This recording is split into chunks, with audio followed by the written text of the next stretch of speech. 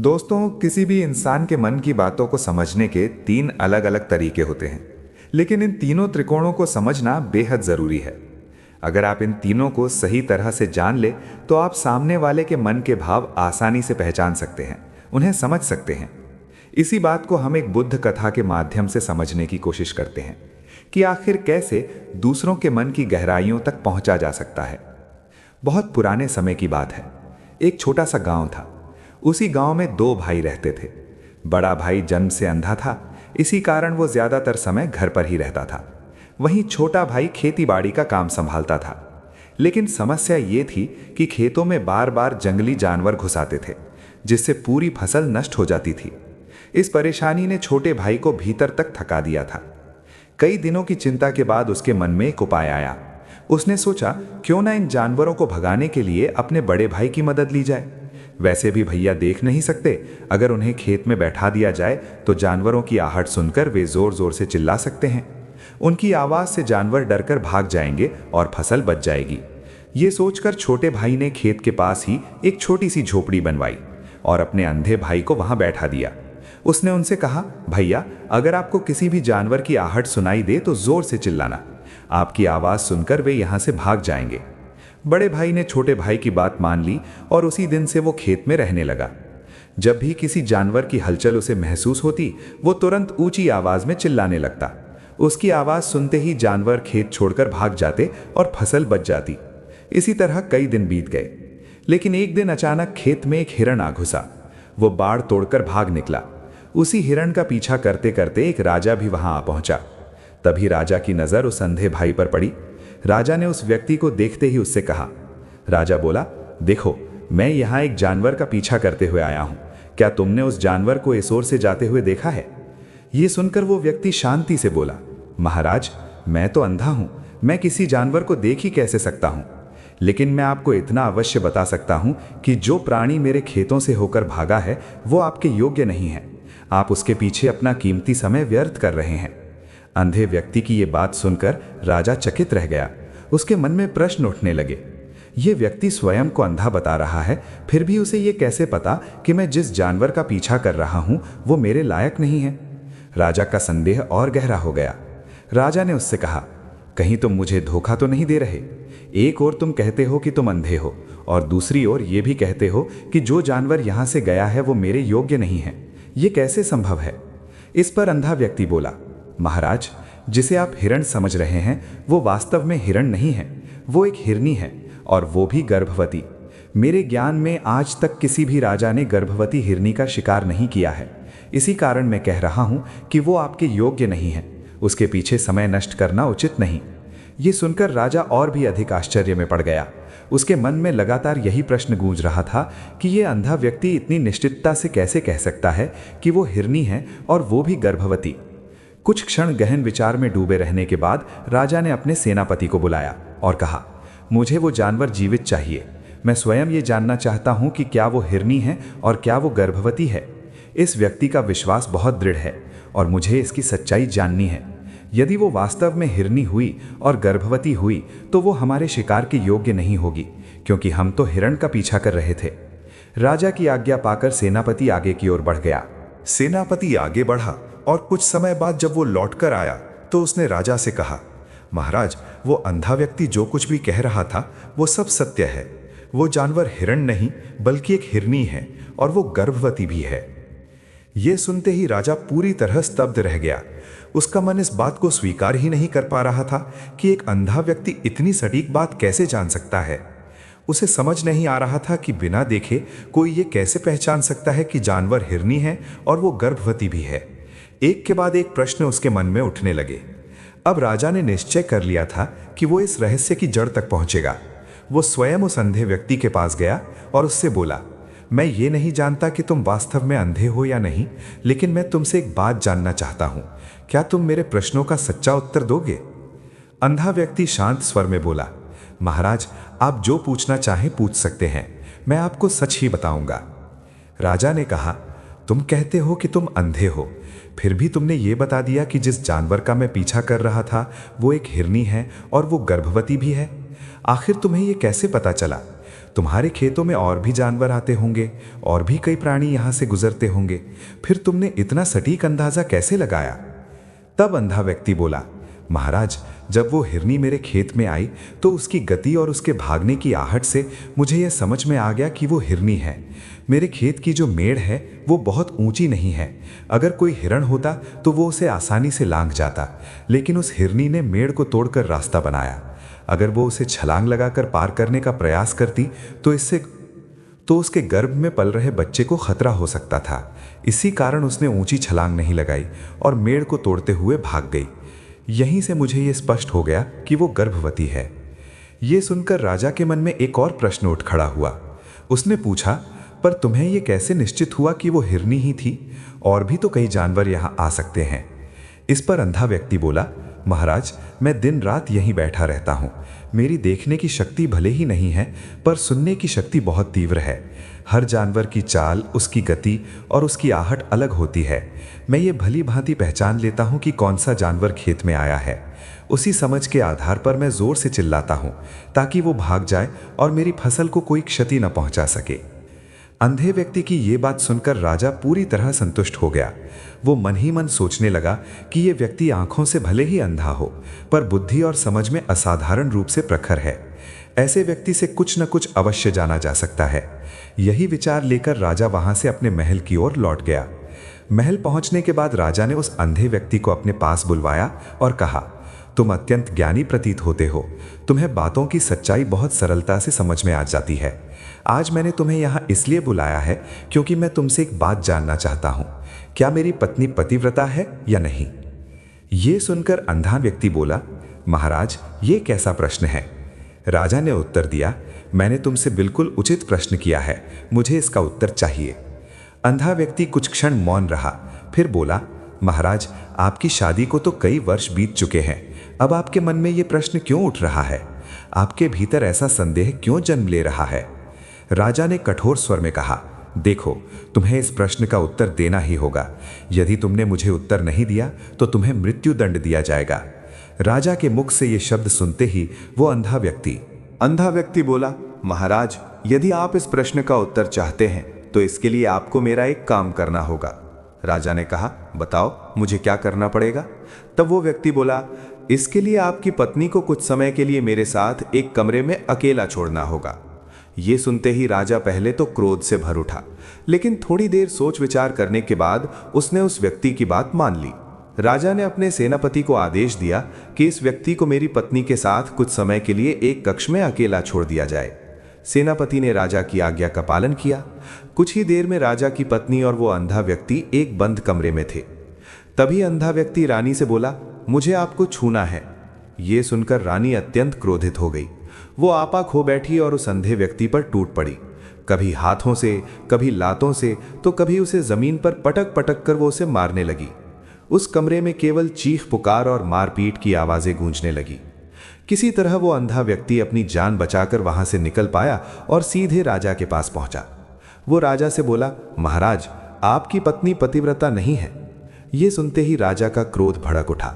उसने तलवार निकाली और तेज कदमों से अपनी पत्नी की ओर बढ़ा। गुस्से में राजा बोला, रानी, आज मैं जो भी प्रश्न पूछूंगा उसका उत्तर मुझे सत्य ही चाहिए।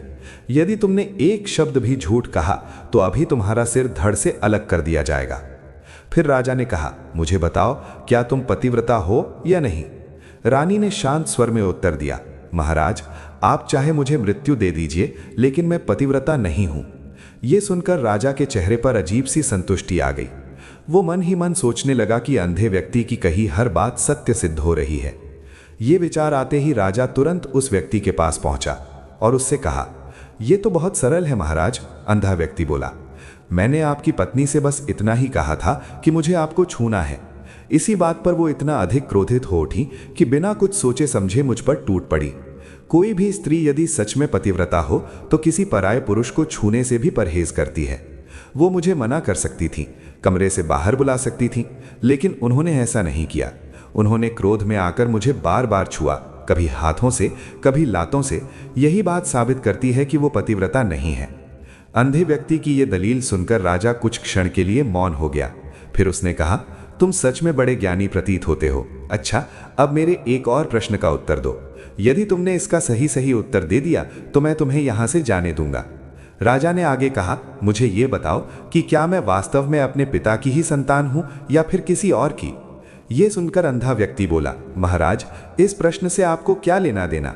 आप चाहे किसी की भी संतान हो, आज आप इस राज्य के राजा हैं। इस प्रश्न को यहीं छोड़ देना ही उचित है। लेकिन राजा ने जिद करते हुए कहा, नहीं, ये प्रश्न मेरे मन को बार बार कचोटता है। जब तक मुझे इसका सही उत्तर नहीं मिलेगा मुझे शांति नहीं मिलेगी। यदि तुम मुझे सच बता दोगे तो मैं तुम्हें जाने दूंगा। अंधा व्यक्ति शांत स्वर में बोला, महाराज, इसके लिए मुझे आपकी माता के पास जाने की कोई आवश्यकता नहीं है। मैं आपको यही बता सकता हूं कि आप किसकी संतान हैं। लेकिन उससे पहले मैं आपसे एक वचन चाहता हूं कि जो भी मैं कहूं उस पर आप मुझसे क्रोधित नहीं होंगे। राजा ने बिना देर किए कहा, मैं तुम्हें वचन देता हूं। हो, मैं तुम पर क्रोध नहीं करूंगा, राजा ने वचन दिया। इसके बाद अंधा व्यक्ति बोला, महाराज, आप अपने ही पिता की संतान हैं, लेकिन आपके ऊपर एक कंजूस सेठ की छाया पड़ी हुई है। यह सुनते ही राजा क्रोध से भर उठा। उसने तुरंत अपनी तलवार उठाई और सीधा अपनी माँ के पास जा पहुंचा। वहां पहुंचकर उसने कहा, माँ, मुझे आज सच सच बता दीजिए, क्या मैं अपने ही पिता का पुत्र हूं या नहीं। यदि आपने मुझे सत्य नहीं बताया तो मैं यहीं अपने प्राण त्याग दूंगा। राजा की ये दशा देखकर उसकी माँ बोली, बेटा, तू अपने ही पिता का पुत्र है, लेकिन सच यह है कि तेरे ऊपर एक कंजूस सेठ की छाया पड़ी हुई है। एक दिन स्नान के बाद जब मैं दर्पण में अपना मुख देख रही थी, तभी उस शीशे के पीछे मुझे वही कंजूस सेठ दिखाई दिया था। उसी समय उसकी छाया तुझ पर पड़ गई। ये सुनते ही राजा के चेहरे पर प्रसन्नता फैल गई। वो दौड़ता हुआ वापस उस अंधे व्यक्ति के पास पहुंचा और बोला, तुम्हें यह कैसे पता चला कि मुझ पर एक कंजूस सेठ की छाया पड़ी हुई है। अंधा व्यक्ति मुस्कुराकर बोला, महाराज, आपने मुझसे अनेक प्रश्न पूछे, मैंने हर प्रश्न का उत्तर सही सही दिया। यदि कोई और राजा होता तो अब तक मुझे कई इनाम मिल चुके होते, लेकिन आपने आज तक मुझे एक फूटी कौड़ी भी नहीं दी। बस इसी से मैंने अंदाज़ा लगा लिया कि आप अत्यंत कंजूस हैं। ये सुनकर राजा जोर जोर से हंसने लगा। उसने कहा, तुम जो भी मांगोगे मैं तुम्हें अवश्य दूंगा, लेकिन पहले मुझे ये बताओ, तुम्हें ये कैसे पता चल जाता है कि कौन सी बात सत्य है और कौन सी असत्य। तुम हर प्रश्न का इतना सटीक उत्तर कैसे दे लेते हो। इस पर अंधा व्यक्ति गंभीर स्वर में बोला, महाराज, मैं स्वयं अंधा हूं। यदि मेरी आंखें होती तो मैं किसी भी मनुष्य के मन की बात और भी सरलता से जान सकता। मन की एक अलग ही भाषा होती है और वो भाषा मनुष्य के व्यवहार में दिखाई देती है। उसकी आंखों में, उसके होठों में, उसके कर्मों में, उसके बोलने के ढंग में, उसके करने के तरीके से, उसकी क्रियाओं से ये समझा जा सकता है कि उसके मन में क्या चल रहा है। इन्हीं संकेतों के आधार पर किसी भी व्यक्ति के मन की बातें जानी जा सकती हैं। लेकिन मैं तो अंधा हूं, मैं देख नहीं सकता, इसलिए मैं कर्मों को देखता नहीं, उन्हें महसूस करता हूं। जब मुझे किसी की सच्चाई जाननी होती है तो मैं उस व्यक्ति को कोई न कोई कार्य दे देता हूं। अब वो कार्य वो किस ढंग से करता है, किस भाव से करता है, उसी से मुझे ये स्पष्ट हो जाता है कि उसके मन में क्या चल रहा है। ये सुनकर राजा ने कहा, तो क्या इसका अर्थ ये है कि मैं भी किसी के मन की बातें जान सकता हूं। अंधा व्यक्ति बोला, महाराज, निसंदेह आप भी ये कर सकते हैं। कोई भी व्यक्ति दूसरे के मन को समझ सकता है, लेकिन उससे पहले आपको अपने ऊपर काम करना होगा। राजा ने पूछा, कैसा काम। अंधा व्यक्ति बोला, अपने मन को शांत करना होगा, अपने मन को वर्तमान में लाना होगा। आज मैं आपको 3 ऐसे तरीके बताने वाला हूं जो बहुत सरल और सहज हैं, लेकिन उनसे पहले एक बात समझना जरूरी है। जब तक मन एकाग्र नहीं होता तब तक किसी दूसरे के मन को समझना असंभव है। वो आगे बोला, जब हम अपने मन को वर्तमान क्षण में ले आते हैं तभी हम सामने वाले के मन को पढ़ पाते हैं, क्योंकि दूसरा व्यक्ति भी उसी क्षण में सोच रहा होता है। यदि हमारा मन अतीत की घटनाओं में उलझा है तो हम वर्तमान में चल रही बातों को कभी नहीं समझ पाएंगे। इसलिए किसी के भी मन की बात जानने के लिए सबसे पहला कदम है अपने मन को एकाग्र करना, उसे वर्तमान में स्थिर करना। इतना कहकर अंधा व्यक्ति राजा की ओर देखता है और कहता है, महाराज, अब मैं आपको वे 3 तरीके बताने वाला हूं। इन्हीं 3 त्रिकोणों के माध्यम से आप बड़ी आसानी से किसी भी व्यक्ति के मन की बातें जान सकते हैं। ये कहते हुए वो अंधा व्यक्ति कुछ क्षण रुकता है, फिर धीरे से कहता है, महाराज, जो पहला तरीका है, वो बोला, पहला तरीका है आंखों पर ध्यान देना। जब भी आप किसी व्यक्ति से बात करें उसकी आंखों में देखें, उसकी दृष्टि को समझने की कोशिश करें। ये सबसे ज़रूरी है, क्योंकि आंखें भले ही बोलती नहीं हैं, लेकिन बहुत कुछ कह जाती हैं। अगर हम आंखों के संकेतों को समझना सीख जाएं, तो हमें ये पता चल सकता है कि सामने वाले के मन में क्या चल रहा है, वो क्या सोच रहा है और आगे क्या करने वाला है। अंधा व्यक्ति आगे बोला, मेरे पास आज आंखें नहीं हैं, लेकिन ये विद्या मैंने अपने गुरु से सीखी है। बहुत वर्ष पहले मेरे पास भी आंखें थीं। उस समय मैं लोगों के मन की बातें केवल उनकी आंखों को देखकर ही समझ लिया करता था।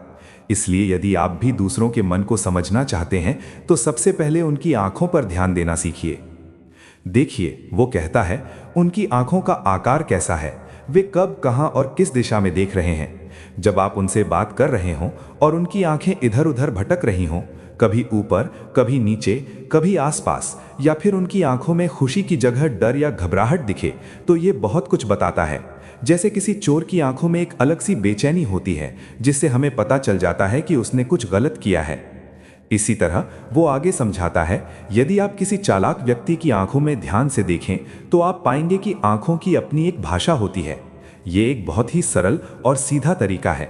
यदि आपको ये जानना हो कि सामने वाला व्यक्ति आपसे सच बोल रहा है या झूठ, तो उसकी आंखों पर ध्यान देना अत्यंत आवश्यक है। जब कोई व्यक्ति आपसे बात करते समय अपनी निगाहें बार बार घुमाता है, ऊपर, नीचे, दाएं, बाएं, तो इसका अर्थ ये होता है कि वो उस बात से निकलने का रास्ता ढूंढ रहा है। वो मन ही मन कोई झूठ गढ़ रहा होता है। जो व्यक्ति झूठ बोलने का प्रयास करता है, वो अक्सर नजर नहीं मिला पाता। वो इधर उधर देखता है, लेकिन सीधे आपकी आंखों में आंखें डालकर देखने का साहस नहीं कर पाता, क्योंकि उसके भीतर डर छिपा होता है कि यदि उसने आपकी आंखों में आंखें डालकर देख ली, तो उसका झूठ पकड़ा जा सकता है और सच्चाई सामने आ सकती है। इसी प्रकार आंखों की कई और भी भाषाएं होती हैं। जब आप ध्यान से किसी की आंखों को देखने लगते हैं, तो उसके हाव भाव अपने आप स्पष्ट होने लगते हैं।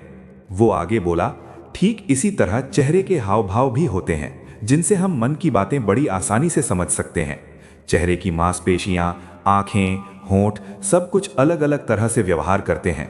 यदि आप किसी व्यक्ति के चेहरे पर ध्यान देंगे, तो आप तुरंत समझ पाएंगे कि वो व्यक्ति उदास है या प्रसन्न, भीतर से टूटा हुआ है या किसी गहरे दुख में डूबा हुआ है। कभी कभी इंसान जुबान से कुछ नहीं बोलता, लेकिन उसका चेहरा सब कुछ कह देता है। वो भीतर क्या महसूस कर रहा है, ये उसके चेहरे के हाव भाव से साफ झलकने लगता है।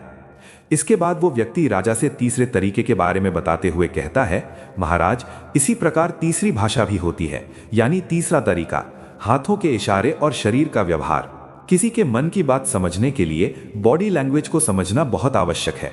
आपने देखा होगा, जब कोई व्यक्ति बात करता है तो वो अपने हाथों को हिलाता है, इशारे करता है और पूरे शरीर का उपयोग करता है। उसके हाथों की गति, शरीर का झुकाव, खड़े होने या बैठने का तरीका, ये सब हमें ये संकेत देता है कि वो व्यक्ति हमारी बातों में कितना रुचि ले रहा है और उसके मन में क्या चल रहा है। कभी हाथों को बार बार मसलना, कभी शरीर को हिलाना, कभी चेहरे पर हाथ ले जाना, ये सभी छोटी छोटी क्रियाएं बहुत कुछ बताती हैं। वो आगे कहता है, मन की बात समझने के लिए केवल शब्दों पर नहीं, बल्कि शरीर के व्यवहार पर भी ध्यान देना पड़ता है। यदि हम इन तीनों त्रिकोणों को सही ढंग से समझ लें, आंखें, चेहरे के हाव भाव और शरीर की भाषा, और इन्हें ध्यानपूर्वक देखना शुरू कर दें, तो हम बड़ी ही आसानी से किसी भी व्यक्ति के मन की बातें जान सकते हैं। यदि इन तीनों त्रिकोणों को आप गहराई से समझ लेते हैं, तो बहुत कम समय में किसी भी व्यक्ति के मन की बातें सरलता और सहजता से जान सकते हैं। इसलिए जब भी आपको किसी के मन को समझना हो, तो उसकी आंखों, चेहरे के भावों, शरीर के हाव भाव और हाथों की गतिविधियों को ध्यान से देखना और महसूस करना आवश्यक है। इन्हीं संकेतों से ये स्पष्ट होता है कि उसके भीतर वास्तव में क्या चल रहा है और वो क्या सोच रहा है। लेकिन इससे पहले एक बात सबसे जरूरी है, आपको अपने मन को एकाग्र करना होगा, शांत करना होगा और उसे वर्तमान क्षण में लाना होगा। तभी आप सामने वाले की इन सभी क्रियाओं पर सही ढंग से ध्यान दे पाएंगे और उन्हें समझ पाएंगे। यदि आपका मन अतीत की घटनाओं में उलझा है या भविष्य की योजनाओं में भटका हुआ है, तो आप कभी भी सामने वाले के हाव भाव को नहीं पकड़ पाएंगे और न ही ये समझ पाएंगे कि उसके मन में क्या चल रहा है। आपने देखा होगा कि कई बड़े संत और महात्मा केवल शांति से आपको देखते हैं और बिना कुछ कहे ही बता देते हैं कि आपके मन में क्या चल रहा है, आप क्या जानने आए हैं। इसका सबसे बड़ा कारण यही है कि वे आपको पढ़ सकते हैं, आपको समझ सकते हैं, क्योंकि उनका मन पूरी तरह एकाग्र और शांत होता है। इसी वजह से वे दूसरों के मन की बातें बड़ी सहजता से जान लेते हैं। यदि आपने अब तक इस पूरी कहानी को ध्यान से सुना है, तो मैं आपसे एक छोटा सा अनुरोध करना चाहता हूं। कृपया इस चैनल को सब्सक्राइब करें, ताकि मैं आपके लिए ऐसी ही ज्ञान से भरपूर कहानियां लेकर आता रहूं। सुकून नमो बुद्धा। मिलते हैं अगली कहानी में।